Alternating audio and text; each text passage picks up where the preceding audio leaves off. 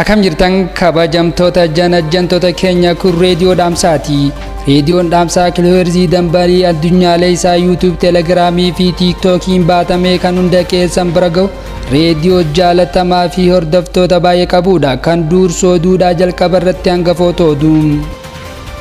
Dargaggoonni himaataa jaalalaa irratti gurmaanii hojjechaa jiran bu'aa jaalalaa addaan qooddachuuf rakkachaa jiraachuu ifoomsan.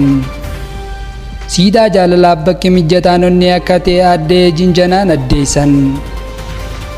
Shamarran afur fuudhuun dirree TikTokii shamarran irraa qulqulleessuuf hojjechaa jiraachuu qeerroowwan Oromiyaa gabaasan.